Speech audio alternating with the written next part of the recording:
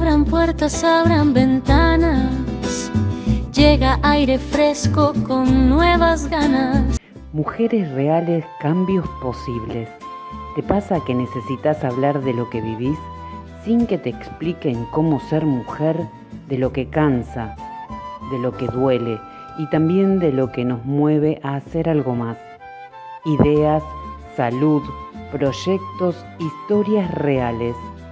Mujeres distintas, edades distintas, con ganas de crecer juntas. Esto es Aire Fresco. Hola Estela, hola Carlos, hola a todos nuestros oyentes, que tengan una bella tarde de aire fresco. Hola Estela, Silvia, equipo de Aire Fresco, un gusto compartir un programa más con ustedes. Hola chicos, ¿qué tal? Qué placer compartir otra tarde de aire fresco. En la producción y conducción, Estela Fandiño, Carlos Dentone y quien les habla, Silvia Cordero. Esto es Aire Fresco. Encontranos en YouTube, Mujeres NIP del Sur.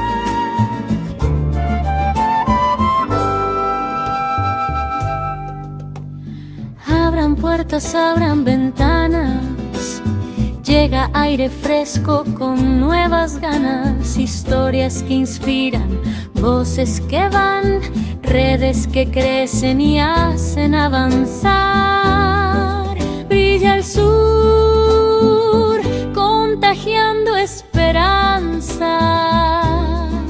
Aire fresco, el ritmo que impulsa cada sueño. Aire fresco, el ritmo que impulsa cada sueño. Es momento de presentar algunos auspiciantes. Milling Instalaciones te ofrece sistemas y soluciones de confort interior, aire acondicionado, calefacción, climatización de piscinas y bombas, servicio técnico, repuestos, controles de calidad y atención personalizada. Una empresa con amplia y probada trayectoria. Conocelos en su página web www.milling.com.ar. Avenida Alsina 1702, Lomas de Zamora. WhatsApp 11 52 50 27 73. Estudio Contable Estela Capese y Asociados.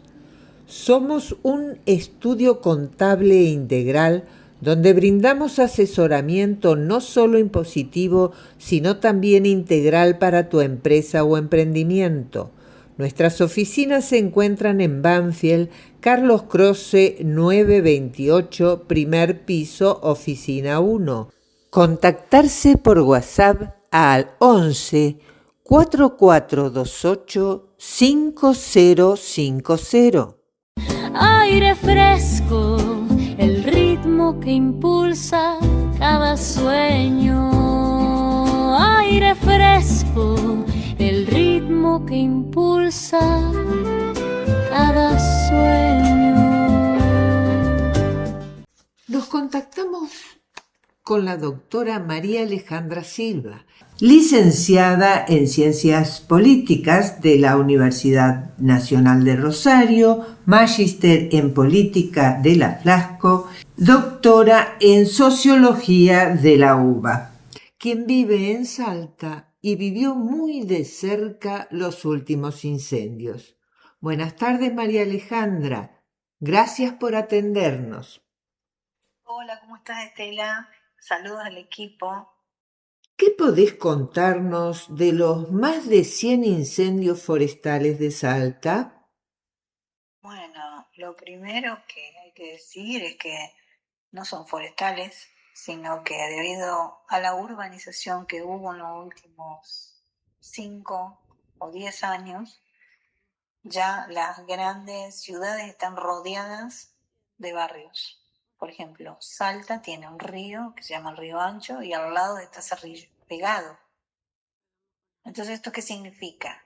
Que, por ejemplo, uno de los incendios comenzó ahí, comenzó del lado de Salta, en una parte que no está habitada, no sé cómo comenzó porque nadie lo dice, e inmediatamente se trasladó a este pueblo que se llama Cerrillos.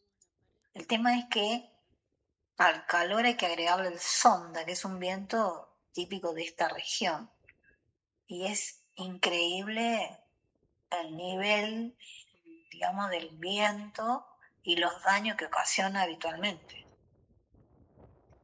Entonces, ya los incendios no son forestales, sino que son con población.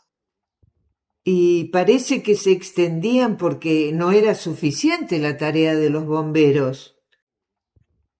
Bueno, la verdad que hay dudas sobre cómo apagaron el incendio en Salta, porque ya había ocurrido la noche anterior, 12 de la noche, 1:30, que vimos las llamaradas de más de 6 metros.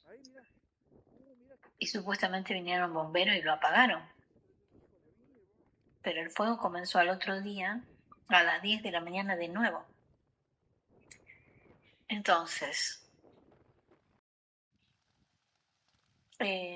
uno duda realmente sobre si la toma de decisiones está basada en conocimiento técnico suficiente, en actualización suficiente.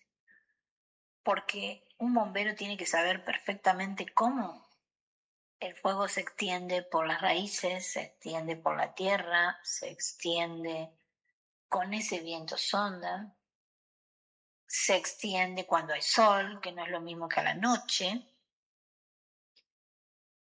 Entonces, ahí hay una primera pregunta.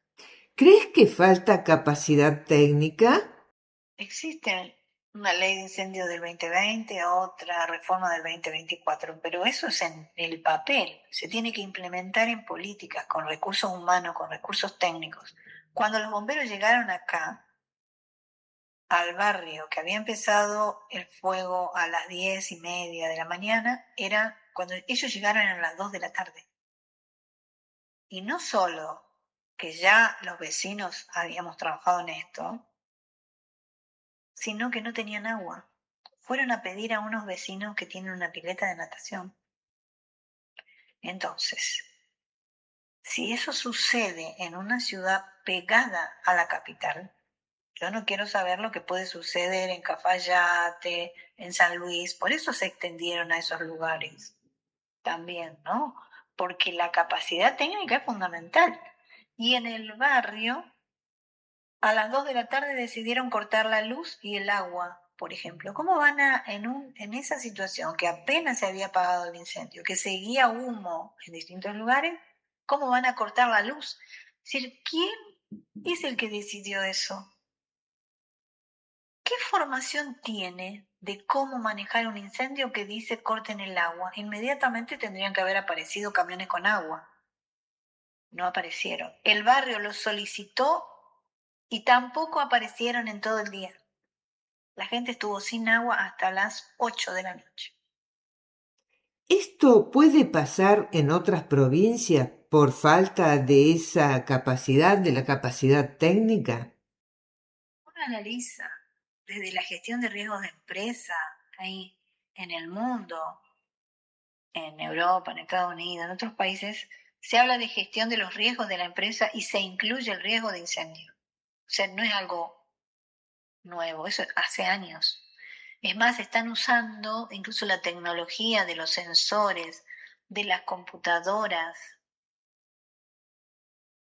para predecir hasta cuando va creciendo el río, se lo va siguiendo a nivel virtual, cómo va creciendo y si va a afectar o no una empresa. Entonces, este avance de la tecnología, de la robótica, de Internet, de las aplicaciones, también se trasladó a la geografía y existen muchos programas de geografía que pueden utilizarse tanto para las inundaciones como para los incendios. Es decir, a esta altura del partido no es como hace 30 años, como lo que existía hace 30 años en la posibilidad de predecir un incendio o una inundación.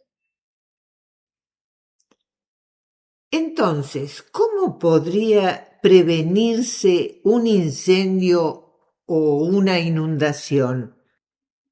Bueno, en el mundo también hubo un cambio en la visión de los desastres. Es decir, primero parecía que era un tema solamente de los ingenieros hidráulicos que tenían que hacer una pared para contener, por ejemplo, una inundación, o sea que hacían falta obras.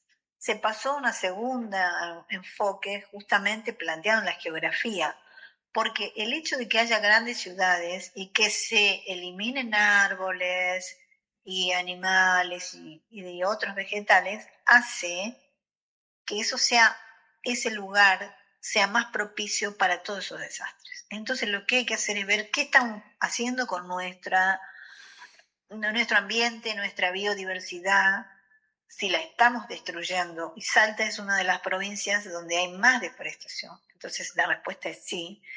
Y después, ¿cómo estamos haciendo para reconstruir de nuevo, ¿no?, esa biodiversidad? Entonces ahí está la otra pregunta. Y hay un tercer enfoque que pone el énfasis también en la participación de la comunidad. Es decir, la comunidad tiene que saber esto y tiene que actuar. ¿Cómo puede participar la comunidad? La comunidad se puede organizar, pero para eso tiene que haber recibido educación. Entonces tenemos que preguntarnos desde dónde estamos educando a la comunidad. ¿Desde la escuela primaria, secundaria, la universidad o desde dónde?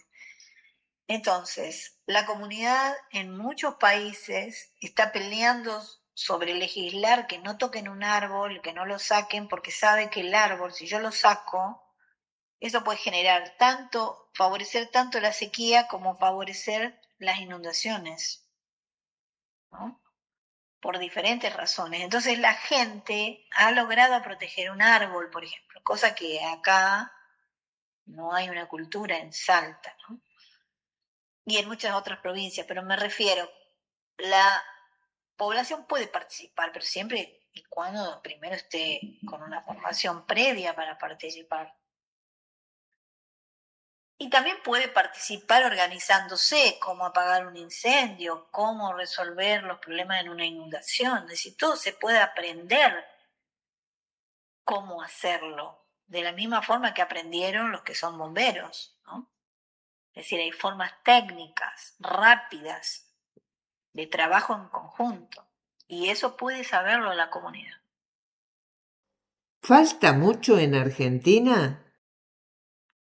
Sí, porque acá hay una parte que se llama predesastre, incluso tiene que ver con no solo prepararse cuando va a venir la inundación, el fuego, o si vos tenés que tener, en el caso del fuego, toda tu casa enchastrada de agua, cosa que si una chispa llega y vuela, no se incendie tu jardín, por ejemplo, ¿no? Entonces, hay cuestiones que la comunidad puede hacer antes, pero también tiene que haber una alerta temprana. Entonces, por ejemplo, en Estados Unidos, en España, en Brasil, en algunos lugares, hay una alerta temprana hasta por los celulares. O sea, el que tiene celular le llega la alerta temprana de inundación, de fuego, de tormenta, de lo que sea. Entonces, hay una etapa que nos falta, que es esa, porque no puedo poner una alerta temprana en el diario y nadie lee el diario, ¿no? Entonces, creo que nos falta utilizar las nuevas tecnologías, nos falta en alerta temprana, nos falta en el momento, porque no pueden estar cortando el agua si hubo un incendio, con el argumento de que los palos de luz son de madera. Bueno, cámbienlo, pero no pueden cortar el agua.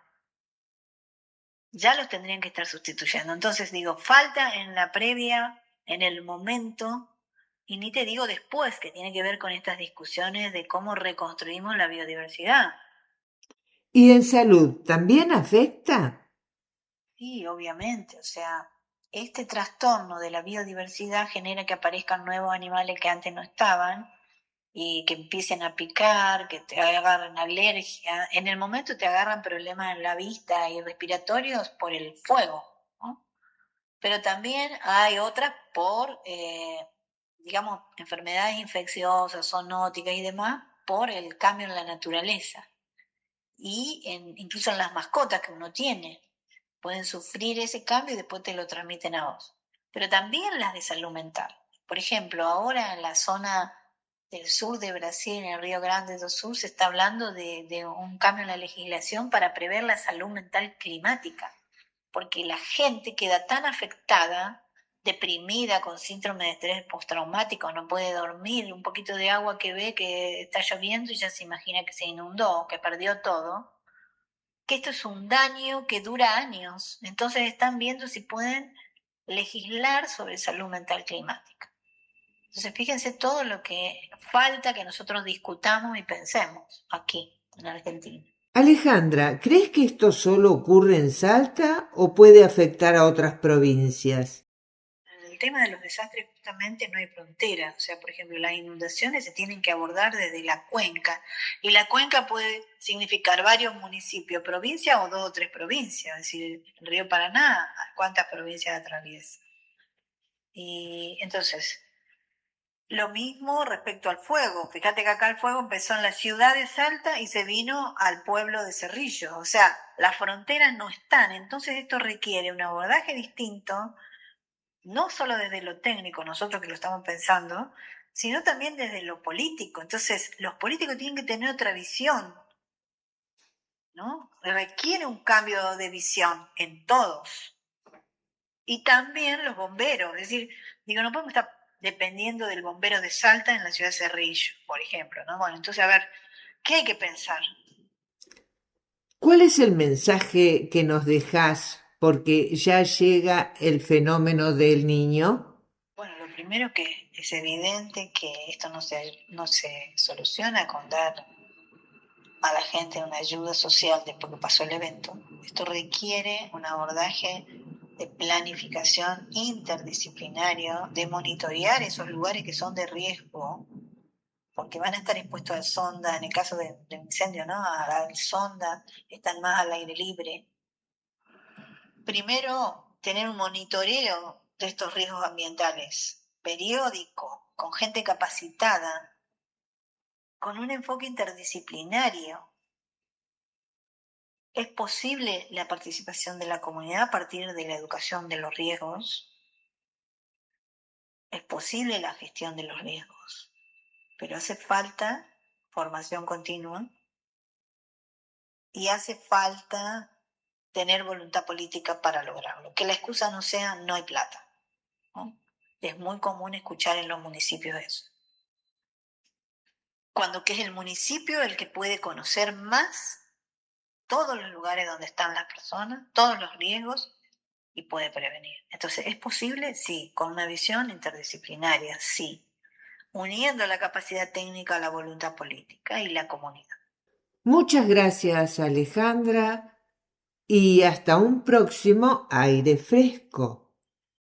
Gracias, Estela, a vos y a tu equipo por interesarse por este problema, que si bien ahora coincide que me afecta personalmente y a su vez es mi tema de investigación, también es un problema que va más allá de una provincia. Así que muchas gracias a ustedes por interesarse por el tema. Un abrazo.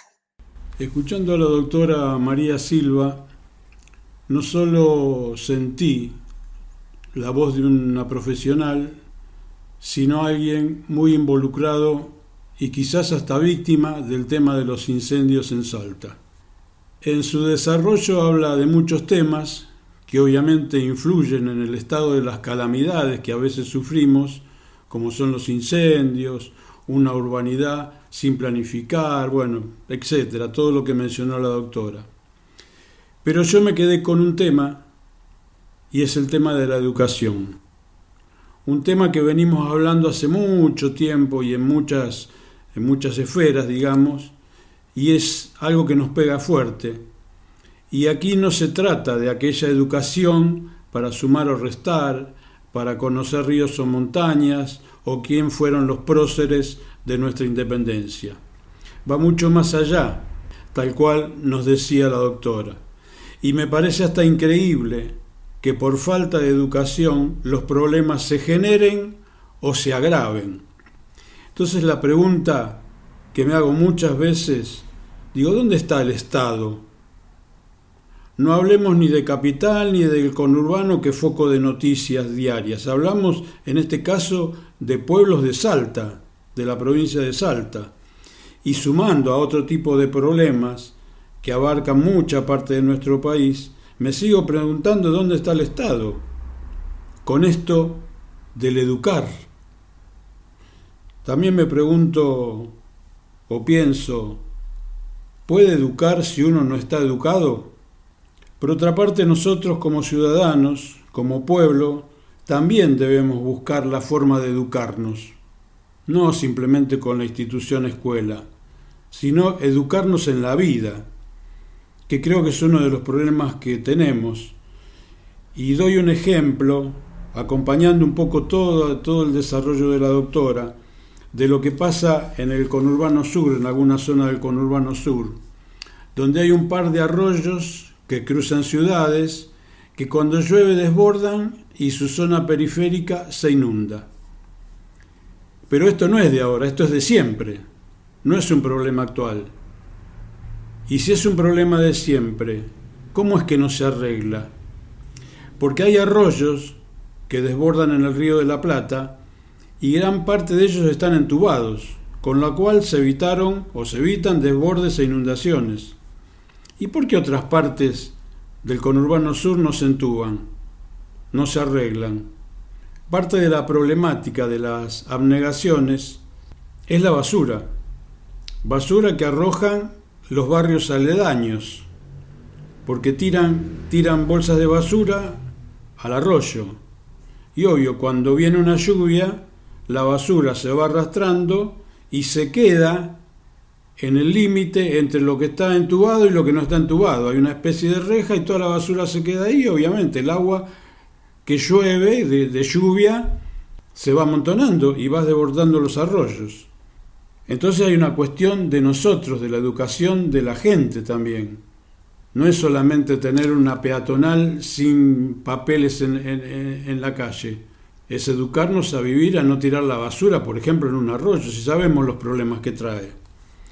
Cuando se inunda una casa, no solo es el agua que entra, es la mugre que deja cuando se va. Y el problema que queda para el individuo inundado para toda la vida. Uno no puede olvidarse de lo que pierde, no solo materialmente, sino verse su casa con agua, con basura. Este tipo de reflexión que nos hace la doctora sirve para muchos temas. Yo creo que hay que escucharla y poder compartir su relato, y quizás algún día entendamos lo que significa la educación para un pueblo. Gracias por tu reflexión, Carlos, siempre tan atinada. Aire fresco, el ritmo que impulsa cada sueño.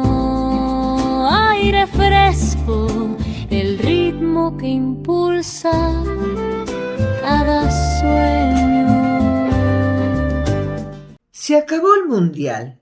Carlos, ¿querés hablar de esto? ¿Darle tu propio cierre? Bueno, pasaron algunos días de la finalización del Mundial de Fútbol con la coronación de España como campeón del mundo. Y yo precisamente no voy a hablar de fútbol porque para eso están los expertos. Y como vengo mencionando en Aire Fresco, el fútbol es un deporte y como tal no creo que se vincule ni con la religión ni con la política. Muchísima gente vincula la recuperación de las Islas Malvinas con un partido de fútbol. Yo digo que desde 1806, con la primera invasión inglesa, tenemos algún problema con los ingleses. Pero también digo que ningún gobierno hizo nada diplomáticamente para la recuperación de ese territorio.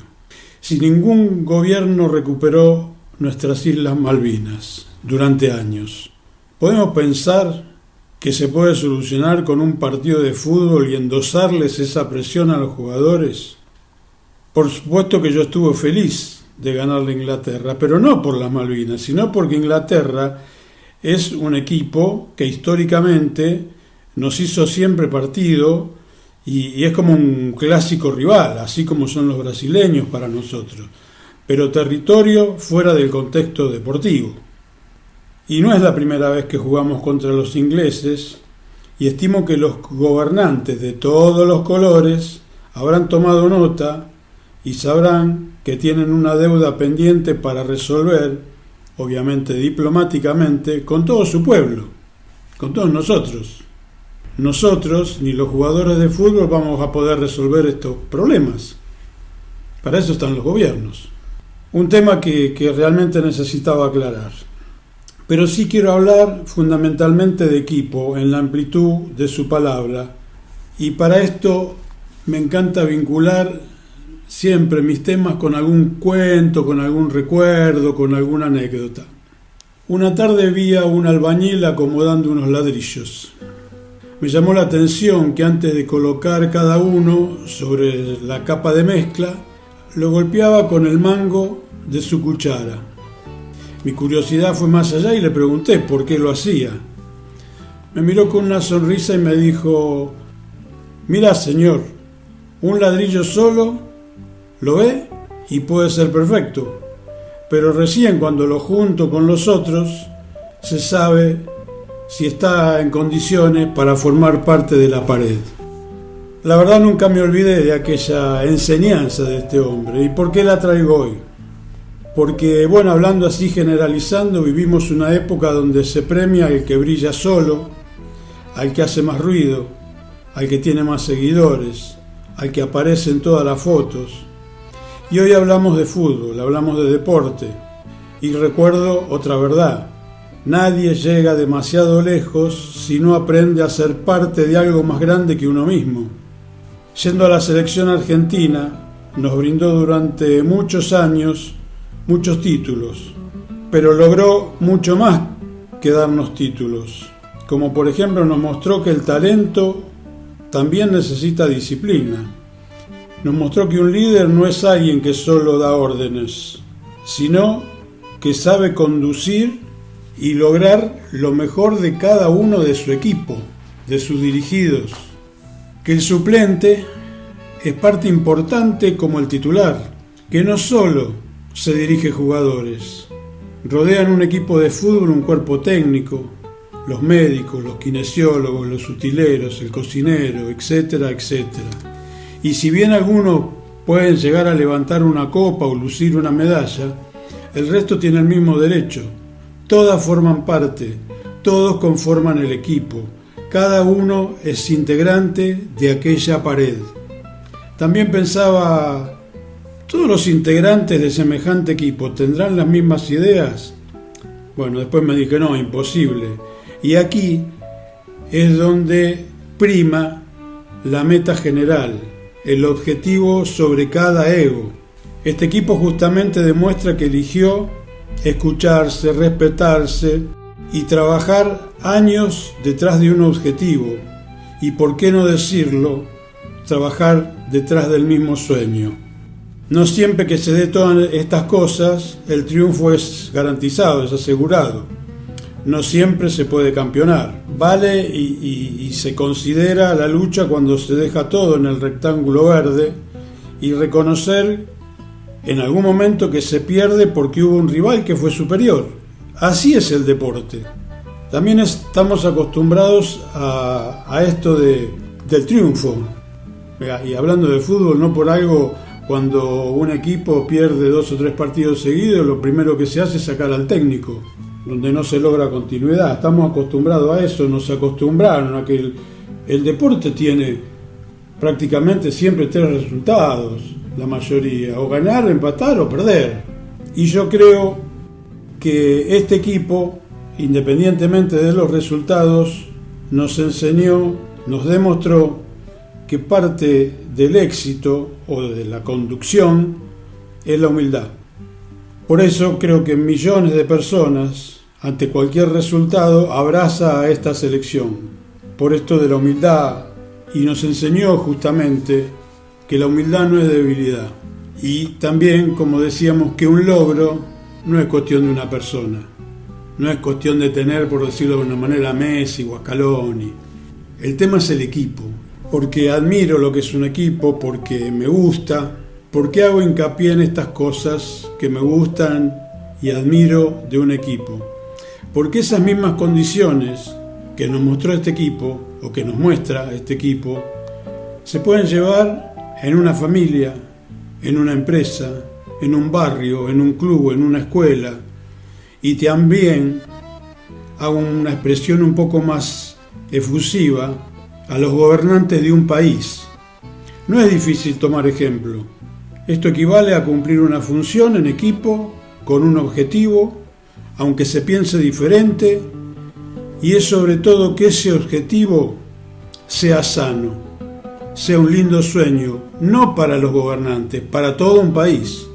No estaremos de acuerdo con algunas cosas, otros disentirán, pero si el fin es bueno para todos, creo que ahí es donde nos podemos juntar y hacer equipo. Pero esto tiene que venir también un poco desde arriba, ¿no? Sabemos que con los triunfos se consiguen copas, y las copas llenan vitrinas. Los buenos equipos son formadores de buenas personas. También pensemos en un equipo de fútbol. Juegan un partido de fútbol, 90 minutos, 120 minutos a lo sumo, cuando es un mundial.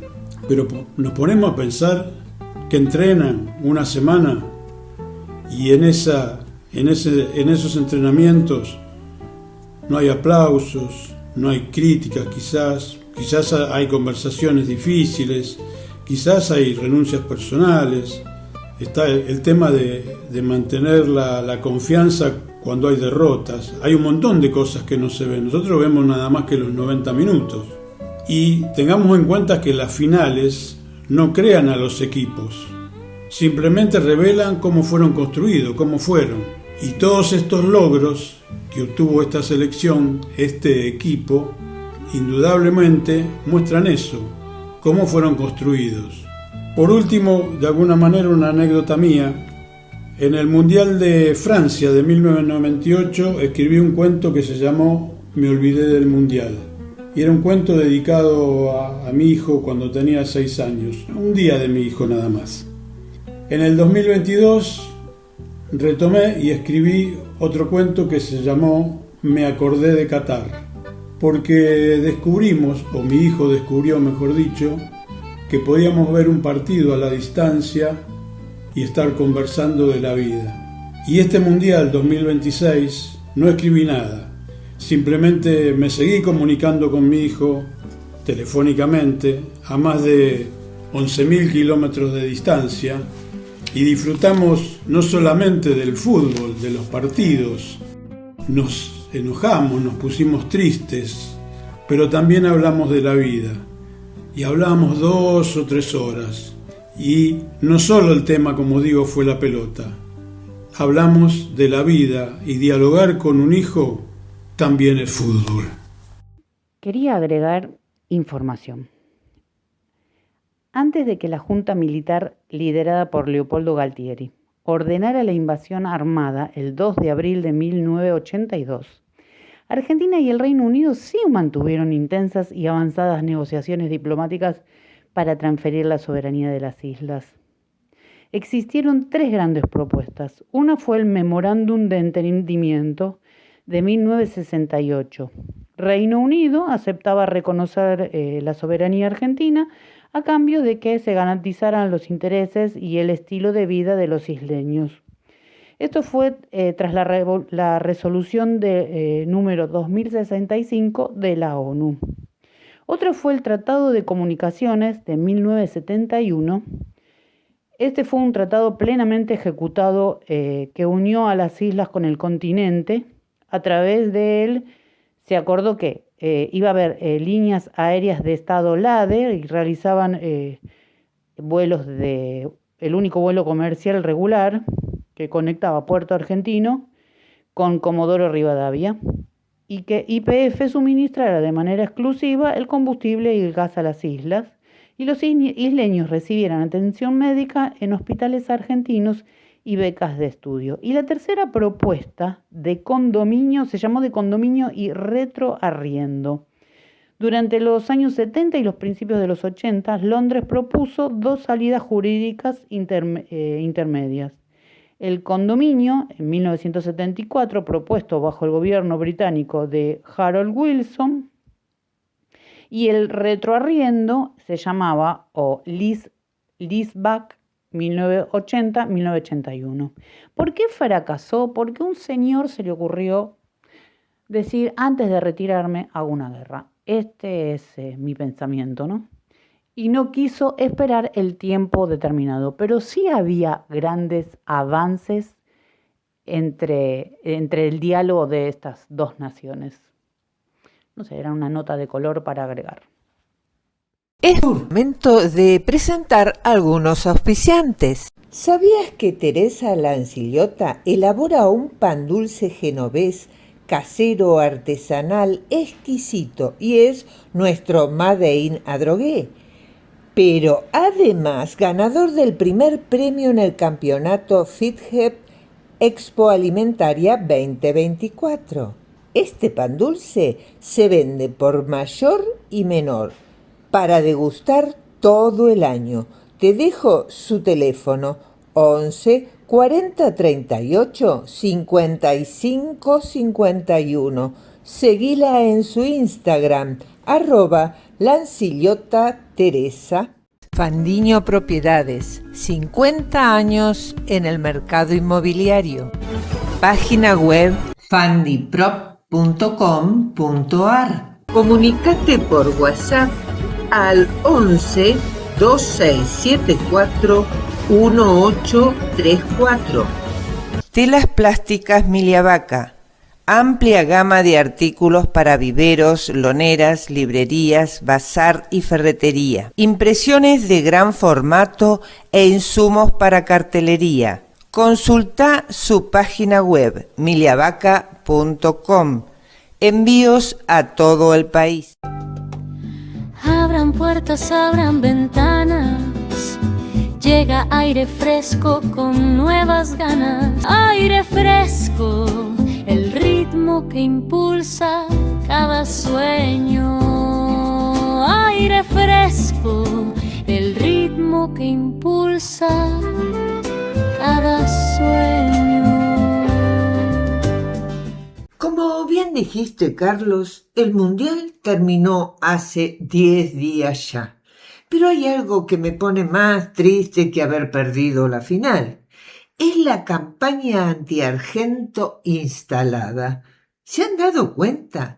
Para ponerlos en clima les traje un video y luego quiero sus opiniones. Hay una campaña para convertir a Argentina en el villano de este mundial. Y no tiene nada que ver con fútbol, es 100% política.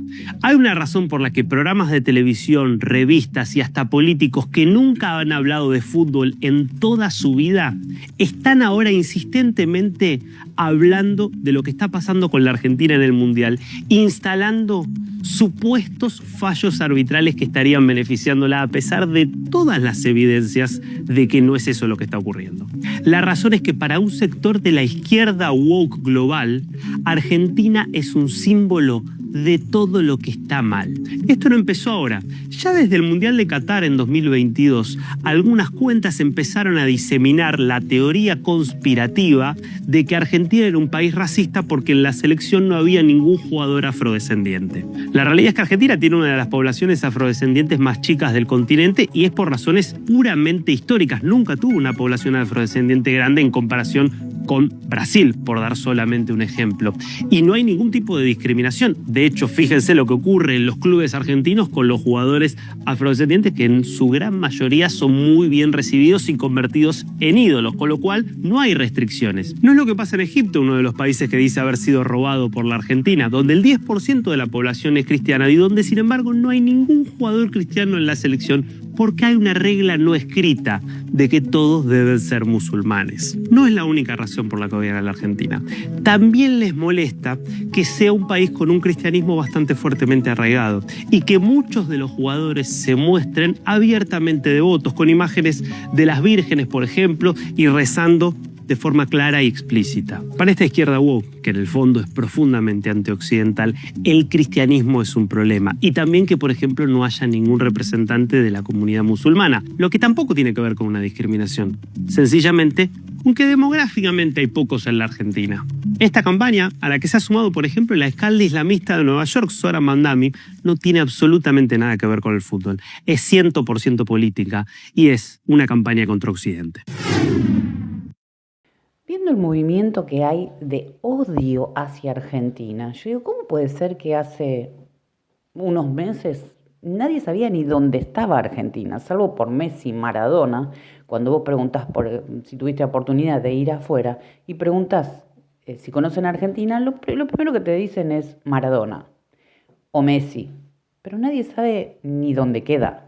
Yo dije, ¿cómo puede ser que de un país que nadie sabe dónde queda, hoy somos racistas, xenófonos y tantas otras barbaridades con las que nos etiquetan? Y se me ocurrió preguntar o investigar si esto no era una campaña económica. Los mecanismos de algoritmo de las redes sociales tienen interacciones masivas. El contenido violento, indignante, provoca respuestas rápidas, insultos y debates interminables. Entonces, hay una retención de audiencia, te captan. Los algoritmos están diseñados para mostrar lo que retiene el usuario frente a la pantalla por más tiempo. Por ejemplo, vos te quedaste en algo que te gustó, lo empezás a escuchar o lo lees, el algoritmo ya te captó, entonces te va a mandar todo sobre eso. Y más anuncios, por favor. Esto era lógico. A mayor cantidad de tiempo conectado, más impresiones publicitarias se cargan y generan ingresos para la red, obviamente. Ahora, ¿cómo son las fuentes de ingresos directas e indirectas? La monetización indirecta por tráfico, o sea, por la cantidad de gente que va y viene mirando, las visualizaciones masivas elevan el perfil del creador. El que largó la primer historia, en este caso de odio, recibe retribuciones, traduciéndose en pagos por propagandas, por programas de socios o patrocinios. La venta de productos y servicios, por ejemplo. Muchos difusores de odio usan su marca para vender cursos, mentorías, suscripciones o mercancía. Y la financiación política y las donaciones. Los grupos o figuras políticas usan el escándalo para movilizar bases y pedir microdonaciones o aportes económicos directos. Después voy a mencionar otra cosa que aportan estos políticos, ¿no? Porque yo ayer veía a esta senadora en Estados Unidos hablar de Argentina. Digo, esta mujer no sabe ni de historia argentina. Digo, ¿por qué está diciendo estas barbaridades una persona que se supone culta, entre comillas? O se supone que está en un cargo que debería saber de lo que está hablando. ¿Qué hay atrás de eso? De esta señora demócrata woke.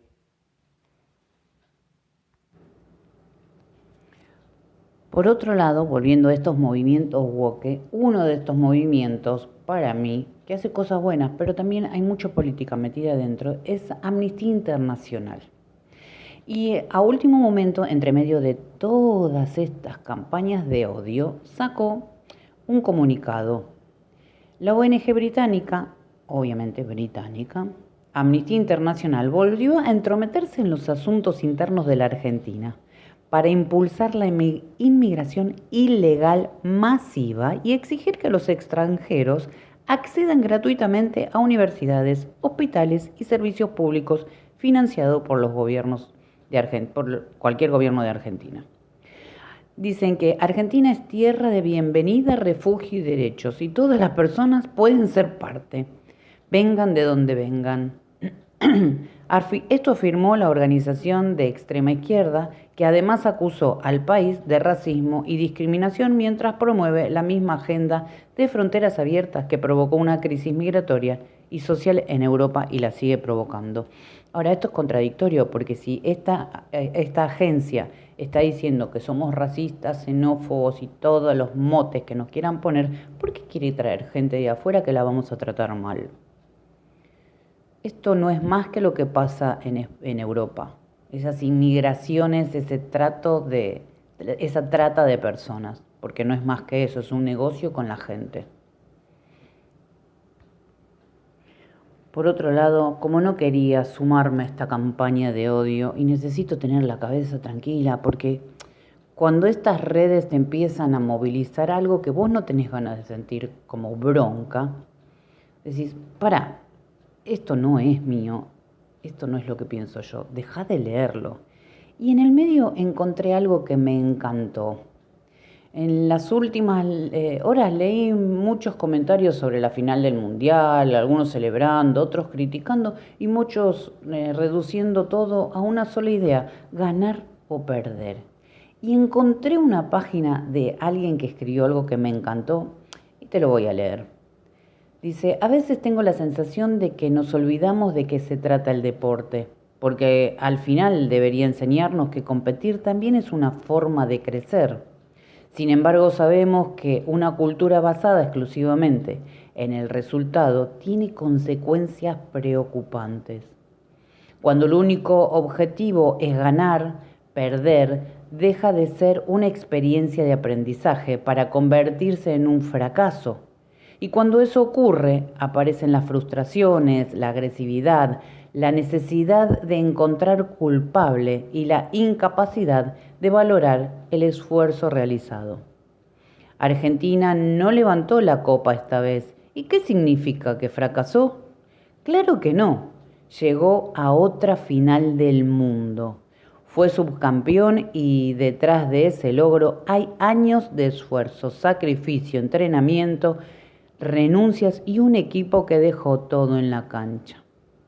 Por eso me siguen resonando las palabras de Lionel Scaloni. Cuando un equipo deja todo, es muy difícil reprochar algo.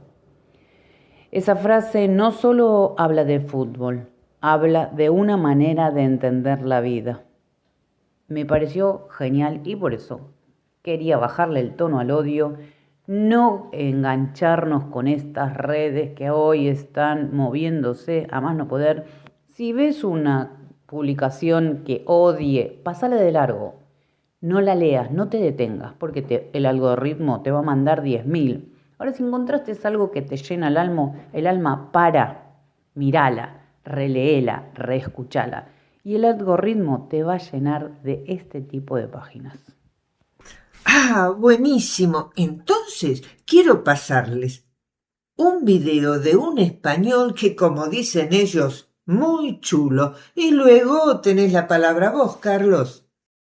Los argentinos sois increíbles, de verdad. O sea, mirad cómo estaba el obelisco tras la derrota de Argentina ante España, porque es la forma que tenéis de dar las gracias a lo que ha hecho la escaloneta en los últimos 6 años. Que es que lo habéis ganado todo. Vuestro peor resultado en los últimos 6 años ha sido un segundo puesto en un mundial que os hemos ganado en la segunda parte de la prórroga. Para mí, como español, tiene mucho mérito haber ganado a Argentina en la final, porque para mí erais el mejor equipo, el equipo a batir. No era Francia, tampoco Inglaterra, obviamente, erais vosotros. Como hinchada, para mí, seguís siendo los mejores del mundo. Y hacer oídos sordos a las críticas. Los que os critican os tienen envidia y la tienen bien adentro. Aguanta Argentina, viva España, las Malvinas son argentinas y Gibraltar español. Este muchacho está casado con una argentina y ya vino como 7, 8 veces a Argentina porque está enamoradísimo de Argentina y de su mujer argentina, por supuesto. Yo creo que como él, hay un inglés también en redes que habla maravillas y que está viviendo acá en Argentina y que la gente de acá no le hace asco por ser argentino o no le hace asco a otros que son afro y vienen a hacer streaming o vienen porque Argentina tiene potencial para redes. Ellos dicen que si no lo vivís Argentina, no lo entendés. No entendés a la gente si solamente ves redes o si solamente escuchás. Y es verdad, el argentino es pasional. Y como dicen por ahí, argentino se nace en cualquier lado, porque cuando vienen acá se enamoran. No sé qué les damos. Seguramente ese abrazo, ese compartir, ese mate, ese te invito aunque no te conozco. Eso es lo que enamora a la gente extranjera. Tenemos tanto para ser un gran país y llevarlo mucho más adelante. Creo que nosotros mismos nos damos cuenta de lo que tenemos. Pero bueno, cuando vienen acá, se enamoran de nuestro suelo. Indudablemente este mundial tiene, diría yo, muchos condimentos ajenos al deporte, ajenos al fútbol. Quizás haya sido uno de los mundiales que más dinero movió, no solo en el transcurso, sino en la previa y en el post, en ese post que hoy mismo estamos viviendo. Se sabe que el dinero siempre es la meta del poder, y el poder, ya sabemos, no es lo más justo que puede existir. Muy por el contrario, quizás sea lo peor cuando se maneja mal. Yo digo que en un mundial, en un evento así como mundial, hay mucha gente genuina y futbolera que como cada partido de fútbol lo disfruta, lo goza, se entristece, tiene sus alegrías y sus broncas. Y además conoce lo que llamamos el folclore del fútbol. También hay mucha gente que se prende al mundial quizás para acompañar al futbolero o también porque quiere de alguna forma ser un hincha más de su país, o sea, lucir sus colores. No entiende mucho de fútbol, pero está presente con este tema de los colores.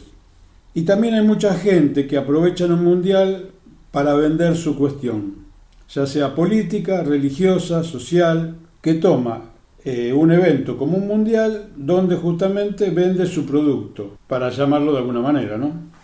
Y esta gente es la que más ruido hace, es la que más se nota, justamente por la utilización fundamentalmente de las redes. Acá hay dos cosas que se juntan, un tipo de periodismo y las redes. Entonces la población del mundial, aquella que fue a los estadios o que miraban los partidos en la periferia porque no pudieron acceder, los que se juntan en un bar con sus compatriotas y ahí hacen fuerza por sus colores, y los que vimos el desarrollo en nuestra casa desde un televisor. Todos de una forma u otra alentando a sus equipos. Y están los otros, los que no les importa ni el fútbol ni el deporte en general. Se hacen presente con distintas opiniones, ya no sobre la pelota, sino por lo que hablan sus intereses.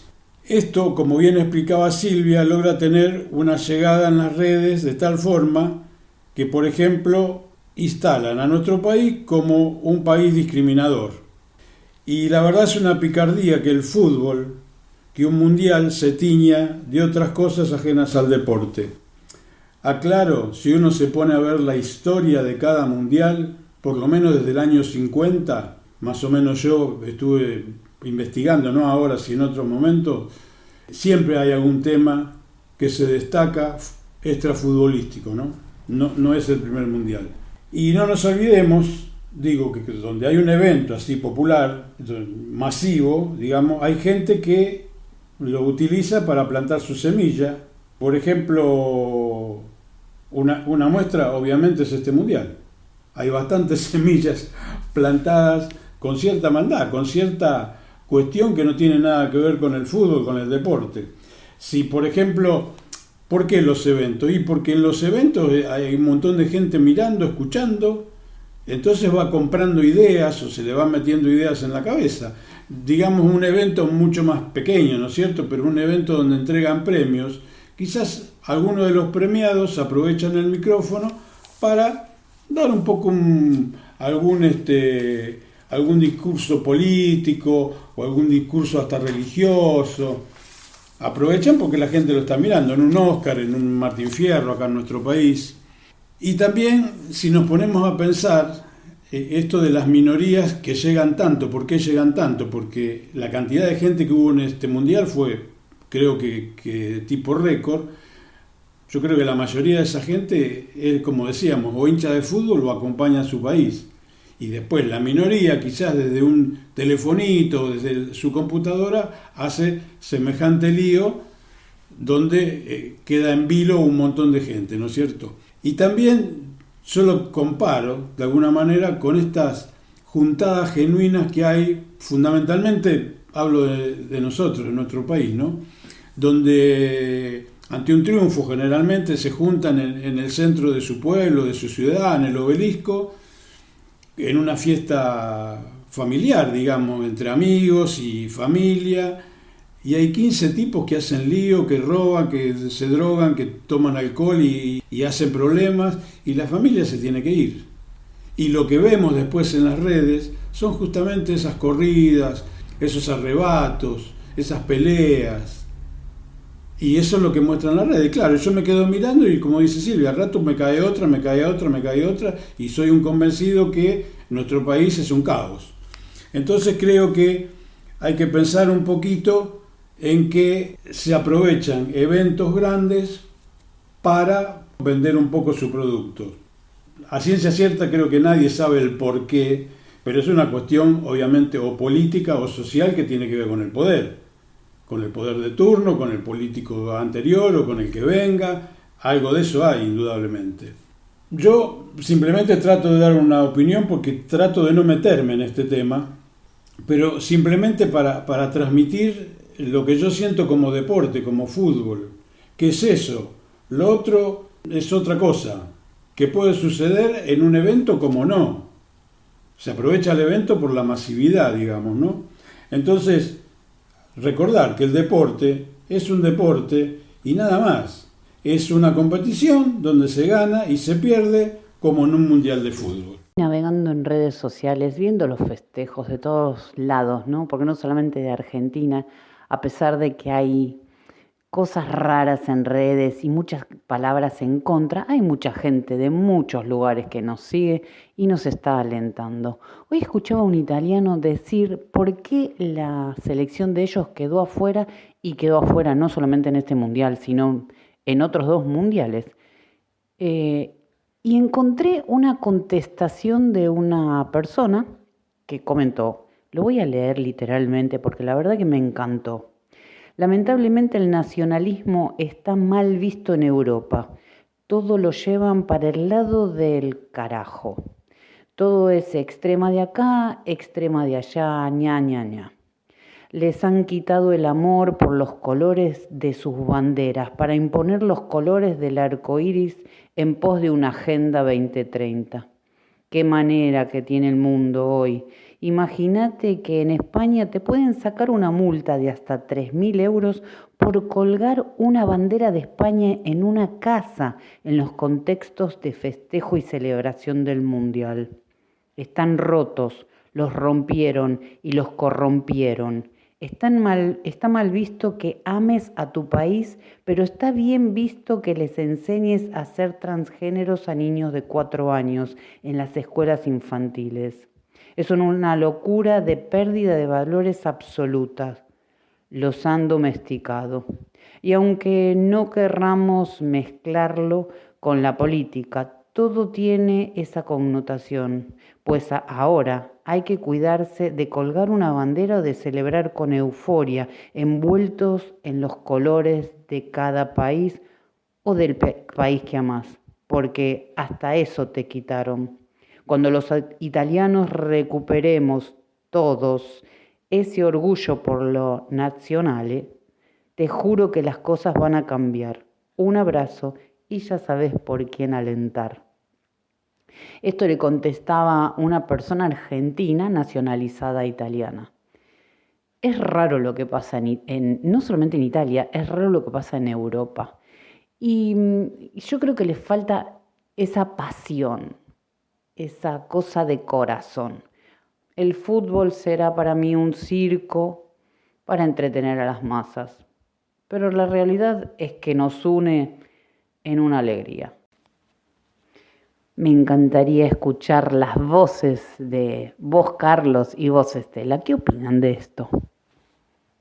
Bueno, Silvia nos pone al tanto de alguien que se preguntó por qué Italia no clasificó en los últimos mundiales de fútbol, y también una respuesta a esa pregunta, ¿no? Y hay todo un speech, digamos, sobre los motivos que alguien piensa por qué Italia no clasificó.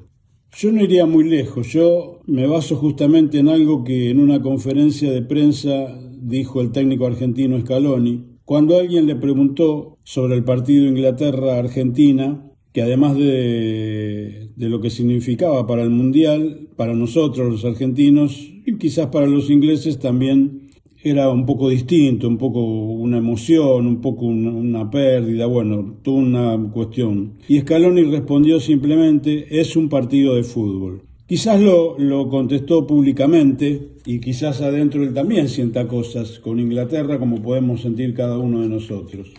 Pero yo veo, no sé, es una cuestión mía de esto de la participación en redes, que hay libertad, uno opina un poco lo que quiere y a esa opinión hay respuestas libres también, la persona responde un poco lo que siente, lo que quiere. Pero yo creo que todo está teñido un poco con lo que es cada uno. Vamos a decir que si alguno es militante político, le gusta la política y están hablando del arroz con leche, es muy probable que hable de política a favor o en contra del arroz con leche. Si alguien es deportivo o le gustan mucho los deportes, es posible que justamente a una receta de cocina le ponga una táctica deportiva, una táctica de juego.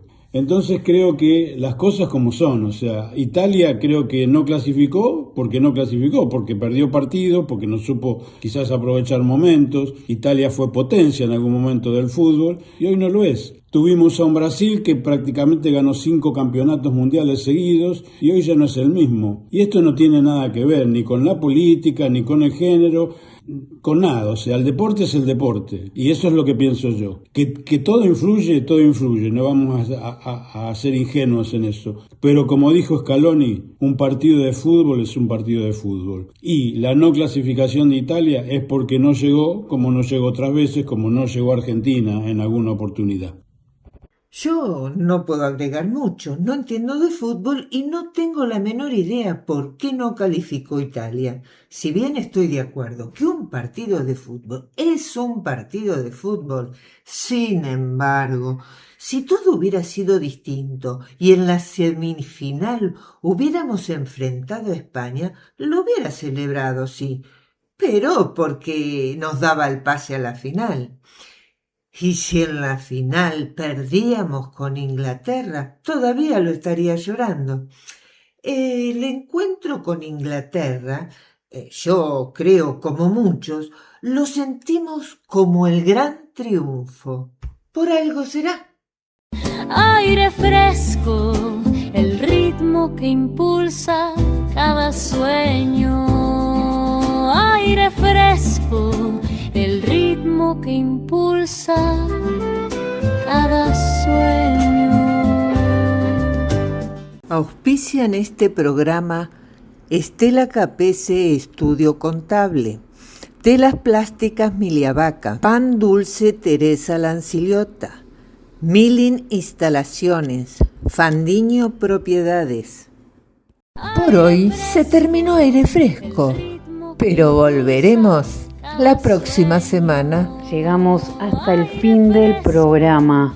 Nos estamos escuchando en el próximo jueves o nos estamos viendo en cualquier momento por YouTube.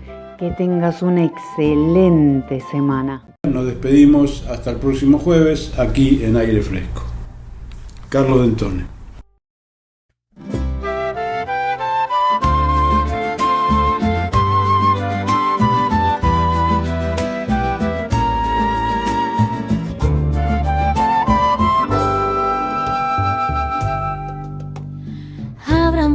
Abran ventanas, llega aire fresco con nuevas ganas, historias que inspiran, voces que van, redes que crecen y hacen avanzar.